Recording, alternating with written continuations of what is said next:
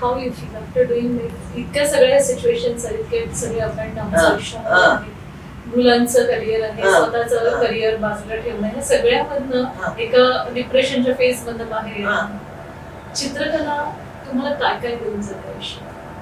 काय काय it's a form of meditation. मी देवळात वगैरे जास्त जात नसे.